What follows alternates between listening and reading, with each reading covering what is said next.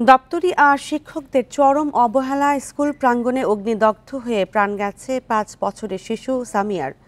চাঁদপুরের তেতইয়া প্রাথমিক স্কুলের মাঠে ময়লার স্তূপের আগুনে শিশু শ্রেণীর শিক্ষার্থী সামিয়া দগ্ধ হলে তাকে বাঁচাতে কার্যকর পদক্ষেপ নেননি শিক্ষকরা।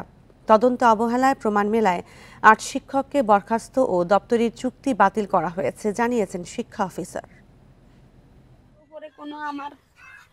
অভিযোগ নাই, বন্দার উপর আছে, কেন বন্দারা সচেতন ছিল না? কান্নাজড়িত কণ্ঠে এমন প্রশ্ন শিশু সামিয়ার মায়ের। স্কুলে যাওয়ার আগ্রহে সেদিন নিজে নিজেই পোশাক পরেছিল ৫ বছরের সামিয়া। পড়ার টেবিলে এখনো পড়ে আছে নতুন বই। সে সবই এখন বিষাদের স্মৃতি। গত ২১ জানুয়ারি তেতইয়া প্রাথমিক স্কুলের মাঠের আবর্জনায় ধরানো আগুনে দগ্ধ হয় শিশু সামিয়া। ৫ দিন পর ঢাকা মেডিকেলের বার্ন ইউনিটে মৃত্যু হয় তার। তদন্তে নেমে চরম অমানবিক আচরণের তথ্য পেয়েছে কমিটি। প্রতিবেদনে জানা যায়, নিয়ম ভেঙে স্কুল চলার সময় ময়লার স্তূপে আগুন দেয় দপ্তরি। নজরদারি না থাকায় আগুনের কাছাকাছি এসে অগ্নিদগ্ধ হয় সামিয়া। শিশুটির জামার আগুন নেভাতে উপস্থিত ৮ শিক্ষকের কেউই পানি ঢালা, কাপড় চেপে ধরা বা অন্য কোনো কার্যকর পদক্ষেপ নেননি, বরং জামা কাটার জন্য কাঁচি আনতে বাড়ি যান একজন। অবহেলার জেরে শিশুটির শরীরের অনেক অংশ পুড়ে যায়। এক প্রতিবেশীর সহায়তায় সামিয়াকে হাসপাতালে নেন তার বোন। তদন্ত প্রতিবেদন পাওয়ার পর দপ্তরের সুমন মজুমদারের চুক্তি বাতিল ও উপস্থিত ৮ শিক্ষককে সাময়িক বরখাস্ত করা হয়েছে। পাশাপাশি প্রধান শিক্ষক মাসুক হাসানকে বরখাস্ত করতে বিভাগীয় কর্মকর্তার কাছে সুপারিশ করা হয়েছে। শিক্ষকদের উচিত ছিল তাকে পানি দিয়ে আগুন নিভিয়ে তাকে আবার ডাক্তার কাছে নিয়ে যাওয়া, কিন্তু শিক্ষকরা সেটা করে নাই। এটা অমানবিক কাজ করছে, সেজন্য তারা তাদের দায় এড়াতে পারে না।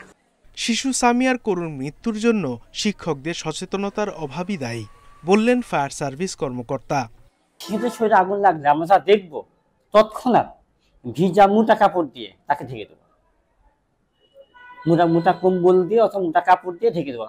এদিকে ছোট্ট সামিয়ার মৃত্যু মেনে নিতে পারছেন না পরিবার ও এলাকাবাসী। সততা শিক্ষা দেওয়ার প্রয়োজন। এগুলো কোন সততা হয়, এই পর্যন্ত কোন সততা নাই, শুধু গান বাজিয়ে শিখাইতে আছে। অভিযুক্ত শিক্ষকদের বিরুদ্ধে বিভাগীয় মামলা শুনানি শেষে চূড়ান্ত সিদ্ধান্ত নেওয়া হবে। Independent news. আর এ নিয়ে আরও জানাতে চাঁদপুর থেকে যুক্ত হচ্ছেন সহকর্মী মনিরুজ্জামান বাবলু। বাবলু, এই ঘটনায় পরিবারের পক্ষ থেকে কোনো মামলা হয়েছে কিনা এই বিষয়ে আর পুলিশ কি বলছে? চাঁদপুরের কোচা উপজেলার তেতুইয়া সরকারি প্রাথমিক বিদ্যালয়ে অগ্নিদগ্ধ হয়ে মৃত্যু হওয়া সামিয়ার পরিবারের পক্ষ থেকে এখনো ফৌজদারি বা থানার পুলিশের কাছে তারা দ্বারস্থ হননি। সেখানে থানায় কোনো মামলা এখনো হয়নি। তবে এই বিষয়টি যেহেতু শিক্ষা মন্ত্রণালয়ের যেই নিয়ম এবং আইন রয়েছে, সে আইনে বিভাগীয় মামলা এবং জেলা প্রাথমিক শিক্ষা অফিসের মাধ্যমে দায়ীদের শাস্তির ব্যবস্থা করা হচ্ছে বলে জানিয়েছেন জেলা শিক্ষা কর্মকর্তা ফাতেমা মেহার ইয়াসমিন। তিনি বলছেন যে শিক্ষকদের গাফলতি ছিল।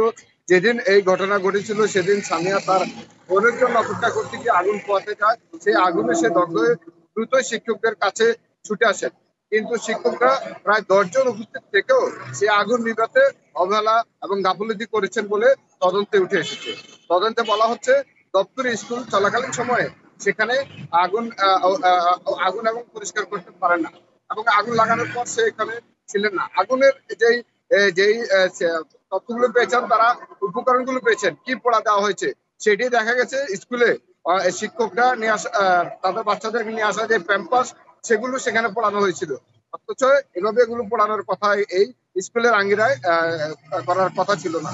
এই দপ্তরকে চুক্তিভিত্তিক বাতিল করা হয়েছে এবং সেই প্রধান শিক্ষক যিনি আগুন নিভাতে গিয়ে তার হাত পুড়িয়েছেন, কিন্তু তাদের অদক্ষতার কারণে তারা বাড়িতে কেচির জন্য পাঠান এবং স্কুলের যে পানির ব্যবস্থা ছিল এই শিশু সামিয়ার গায়ে কোনো পানি দেওয়া হয়নি।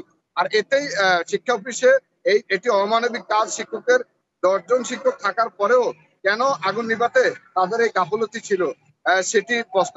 পরিবারের দাবি যে এই সচেতনতা না থাকা দায়ীদের বিরুদ্ধে ব্যবস্থা নেওয়া হোক। তবে তারা এখনো থানার দ্বারস্থ হননি। এই বিষয়টি নিয়ে জেলা শিক্ষা অফিসারের সাথে কথা হয়েছে। তিনি বলছেন যে এই ঘটনার পর তারা বিভাগীয় মামলা রুজু করে প্রধান শিক্ষকের বিরুদ্ধে স্থায়ীভাবে ব্যবস্থা নেওয়ার উদ্যোগ নিচ্ছেন এবং যে বাকি 8 জনকে বহিষ্কার করা হয়েছে তাদের শুনানি করা হবে চাঁদপুর জেলা যে প্রাথমিক শিক্ষা অফিস কার্যালয়ে। সেই শুনানি শেষে চূড়ান্ত ব্যবস্থা নেওয়া হবে। আমরা কথা বলেছিলাম কোচা উপজেলা যে শিক্ষা অফিসার রয়েছে পারভিন সুলতানা, তিনি বলছেন যে তিনি নিজেই জেনেছেন ঘটনা 2 দিন পর স্কুল থেকে। খুবই মর্মান্তিক একটি ঘটনা এবং সে বিষয়ে জানাচ্ছিলেন সহকর্মী মনিরুজ্জামান বাবলু।